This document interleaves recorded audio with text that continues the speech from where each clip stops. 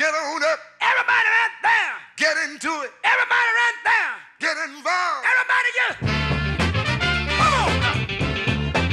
Come on up. Come on, come on. Provide civil legal services, in particular for people who are returning citizens or re-entry clients. So anyone who's spent time in jail or prison, or people returning home after being in the military. Okay. And it doesn't matter if that was last week, maybe you got home last week or 10 years ago. I can still help you with civil legal issues. So that's my role there. But legal aid as a whole, we have different departments or divisions, right? So maybe we're best known for our public defenders. We have a big population of public defenders at legal aid. We also have attorneys for the children. And the services my unit also provides is bankruptcy, mortgage foreclosure defense, divorce, and I'm sure I'm overlooking some, and I apologize for that. So that's a wide range. When in doubt, call legal aid and see if it's a service we provide. Because if we don't, maybe we need to refer you to a different service provider in the community, and we're happy to do that. Great, awesome. So one service that you mentioned that you work with pretty frequently is child support. Modification or petitioning. Do you want to talk a little bit about I'm what happy that looks to. like? Sure. Yeah. So there's a misconception, and it's frustrating.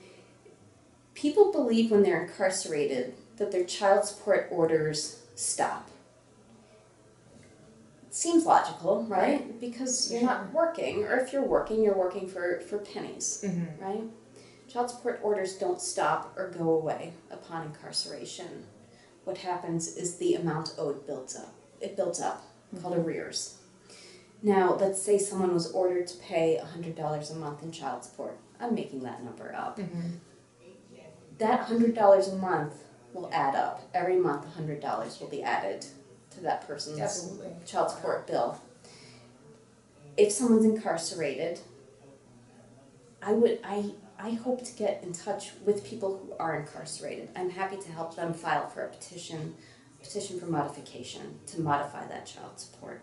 Okay. So that hopefully they don't get slammed with this large bill for arrears when they are released. Absolutely. But if people know family members or friends who are incarcerated and they have child support orders, that is money that they owe. It's not debt that's going to go away. In fact, it's debt that can really, to speak a little unprofessionally, that can really jam them up.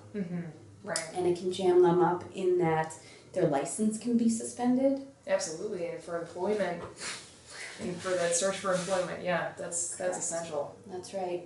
And they can also face a willful violation petition. And willful, that's defined by law. But if a court finds them to have willfully violated a child support order, they can face up to 6 months in jail. Wow.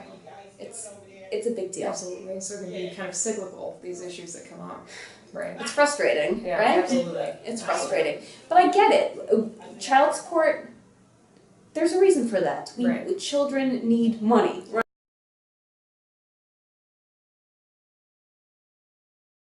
Certificate of good conduct, and that's so their applications. So my clients apply for a certificate of good conduct or a certificate of relief from disabilities. That's the one I have a hard time remembering, but I got it right. So those are the two. It's the same end result. At the end of the day, you're going to end up with, or not the end of the day, sometimes it takes like 6 months to get there. So long time, a long wait. But what you end up with is a certificate that shows that you've been, quote, rehabilitated.